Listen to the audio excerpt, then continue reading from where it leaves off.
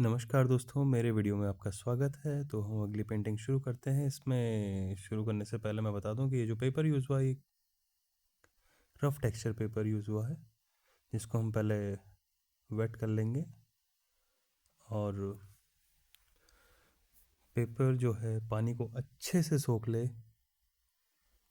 जब वो थोड़ा एब्जॉर्ब हो जाए, उसके बाद हम कलर अप्लाई करते हैं।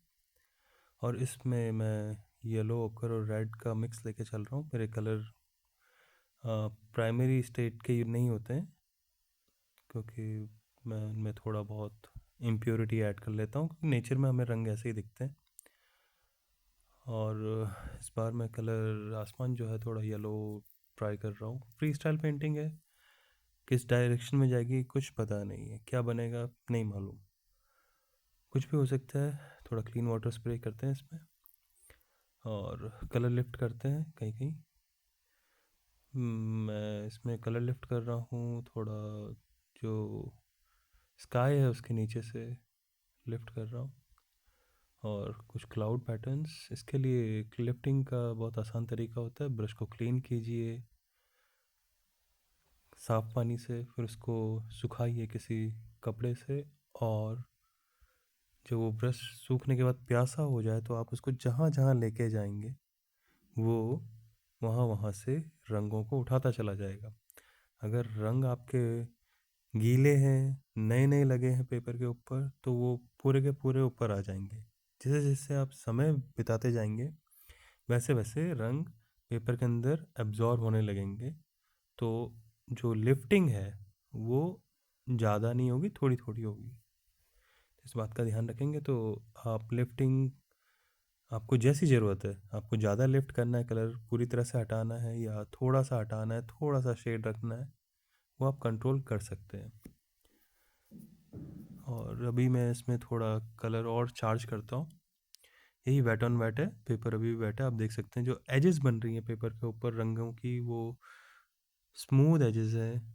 उसमें कोई शार्प एज नहीं है, कोई तीखी स्पष्ट रेखा नहीं है, धुंधली सी रेखाएं बन रही है, रंगों की रेखाएं। और मैं कहीं पे थोड़ा थोड़ा टैप करता हूँ, ताकि कुछ रैंडम कलर पैटर्न्स मुझे मिल जाएं। इसके लिए मैं कहीं कहीं पे थोड़ा टैप करता हूँ कलर को। और हाँ, ये बताइएगा कि आपको ये पेंटिंग कैसी लग रही है अभी तक, और मेरी पिछली पेंटिंग अगर आपने देखी है तो आपको कैसी लगी। कोई सुझाव हो तो उसको कमेंट में ज़रूर बताइएगा। तो अब मैं मिडिल ग्राउंड पे काम कर रहा हूँ। मिडिल ग्राउंड पे मैंने इस बार तो इसमें थोड़ा ब्लू ऐड किया है कलर मिक्स में, और उससे मैं कुछ हॉरिजॉन्टल ब्रश स्ट्रोक्स ट्राई कर रहा हूँ, जिसमें मैं जो कलर है उसको सेंटर पोजीशन में ज़्यादा रख रहा हूँ। और जहाँ जहाँ मैंने डाल दिया वहाँ से अब कहीं कहीं मैं ब्राइट हाईलाइट के लिए लिफ्टिंग कर रहा हूँ। और ये हॉरिजॉन्टल ब्रश स्ट्रोक से जहाँ मुझे ज़रूरत होगी, जहाँ जहाँ मुझे लग रहा है कि कलर का हाईलाइट ज़रूरी है, वहाँ से मैं लिफ्टिंग कर लूँगा। तो अभी ये माइंड में कुछ क्लियर नहीं है कि क्या बनने वाला है। हो सकता है ये कोई लैंडस्केप हो, जिसमें कि पहाड़ियाँ हों, या फिर कोई प्लेन हो, कोई जंगल हो। मैं देखता जाऊँगा, ऑब्जर्व करता जाऊँगा। ये वाटर कलर की जो पेंटिंग है, ये मुझसे क्या मांग रही है, क्या ये इसमें होना चाह रहा है, क्या मेरी अंतरात्मा मुझे करने को कह रही है, वो सब मैं फॉलो करूँगा। और इसमें क्लीन वाटर मैं स्प्रे करता हूँ इसके लिए। साथ ही साथ जब पेपर थोड़ा मतलब कलर थोड़ा एब्जॉर्ब हुआ है, उसमें क्लीन वाटर करूँगा, तो जो जहाँ पे रंगों के ऊपर, गीले रंगों के ऊपर क्लीन वाटर पड़ेगा, वहाँ से कलर फैल जाएगा। और थोड़ा सा हम यहाँ पे बादलों से आती हुई सूरज की किरणों को दिखा सकते हैं। इसके लिए वही लिफ्टिंग का तरीका, तो ये आप देख सकते हैं। और इसमें अब कहीं कहीं और जगह लिफ्टिंग करते हैं।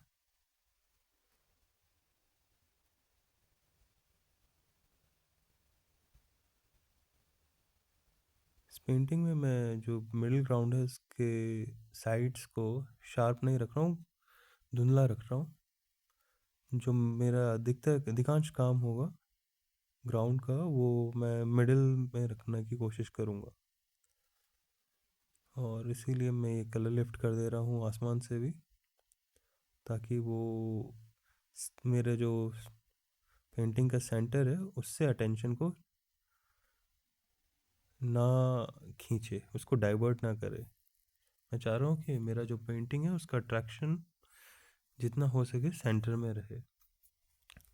ऐसी कोई भी चीज़ जो पेंटिंग में अगर साइड में कुछ मेन फोकस लेके जा रही है पेंटिंग का, तो उन चीज़ों को अवॉइड करना चाहिए, चाहे वो कितना ही सुंदर आप बना रहे हो उनको। ये मेरी सलाह है, ऐसा नहीं है कि सिर्फ यही होता है। आप प्रैक्टिकल करके देखिए, एक्सपेरिमेंट करके देखिए। आपकी पेंटिंग को सुंदर बनाने के लिए आपको जो जो ज़रूरत पड़े आप वो कदम उठाइए। एज एन आर्टिस्ट आपको फ्यूचर देखना होगा कि क्या हो जाएगा। तो कोई भी कदम आप उठाने वाले हों, चाहे वो कोई रंग का चुनाव हो, चाहे वो कोई ब्रश स्ट्रोक का चुनाव हो, आपको पहले ही सोचना पड़ेगा कि वो करने के बाद क्या हो जाएगा, कैसा दिखेगा। और कई बार आप करने के बाद देखते हैं कि ऐसा करके क्या होता है, देखते हैं जैसा रिस्पॉन्स आएगा वैसा फिर हम उसको आगे काम करेंगे।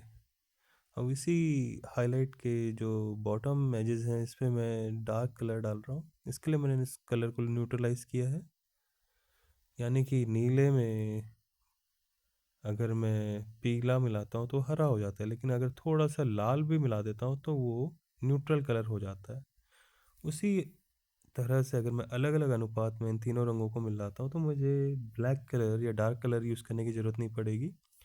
अपने आसपास के जो कलर हैं पेंटिंग के जो दिख रहे हैं उनसे मेल खाता हुआ मैं डार्क शेडो कलर भी बना दूंगा। तो जैसे कि आप देख सकते हैं मैं इन कलर्स को अप्लाई कर रहा हूँ, और इसके लिए मैंने एक डिटेलिंग ब्रश लिया है।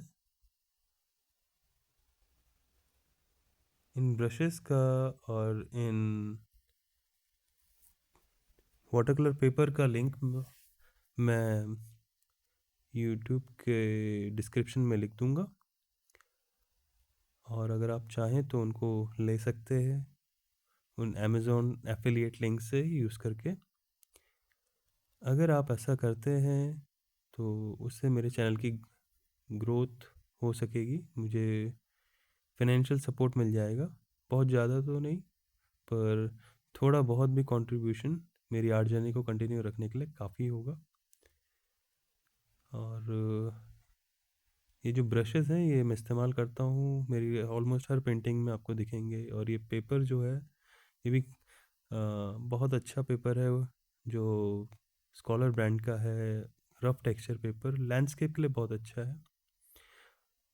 और देखिए मैंने यहाँ पे से बीच में से एक अननेसेसरी जो मुझे लग रहा था कि कंपोजिशन को ख़राब कर रहा था उस फीचर को हटा दिया। अब मुझे थोड़ा तो कुछ आइडिया आ रहा है कि ये पेंटिंग क्या बनना चाह रही है। मुझे लगता है कि ये जो मैं डार्क कलर डाल रहा हूँ हो सकता है ये कोहरे के ऊपर उठती हुई चट्टानें हो, पहाड़ हो, या फिर ये समंदर में उठती कोई लहरों को रोकते हुए बड़ी बड़ी चट्टानें हों। तो अभी कलर लिफ्ट करके धीरे धीरे दिमाग में शेप क्लियर हो रही है, और मुझे लगता है कि इसको मुझे एक समुद्र तट का शेप देना ज़्यादा, या उस रूपरेखा में लेके जाना ज़्यादा अच्छा लगेगा। हाँ, तो इसके लिए मैं लहरों के किनारे जो चट्टानें हैं उनको थोड़ा गहरा रंग दे रहा हूँ, ताकि थोड़ा कंट्रास्ट क्रिएट हो सके पेंटिंग में। और उन लहरों के नीचे जो रेत है उसको भी मैं गहरा रंग दे रहा हूँ, साथ ही साथ उनको अपने हथेली से, अपनी उंगलियों से ही फैला के थोड़ा कंट्रास्ट को कम कर दे रहा हूँ। तो एक साइड तो काफ़ी कंट्रास्ट होगा लहरों के नीचे, मगर दूसरी जो साइड होगी वो मैं जब उंगलियों से उसको फैला देता हूँ तो वो उनका कॉन्ट्रास्ट कम हो जाता है, तो ताकि वो नेचुरल लुक लगे।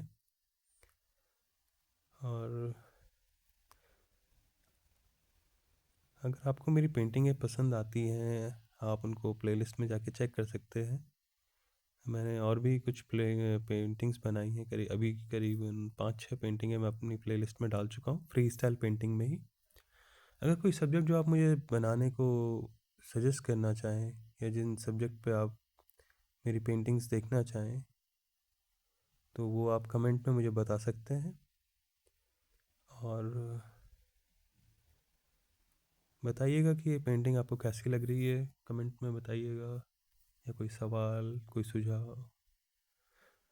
पेंटिंग के साइड में अब कुछ स्पैटर्स, इसके लिए मैं 2 ब्रशेस का यूज़ करता हूँ। एक को मैं एक पे मैं रोक के रखता हूँ, एक में कलर लोड करके उसको दूसरे ब्रश पे मार के उससे रंगों के छींटे पेंटिंग में डालता हूँ। और जहाँ पे अननेसेसरी कुछ छींटे पड़ गए तो उनको लिफ्ट कर लिया मैंने टिश्यू पेपर से और क्लीन वाटर से।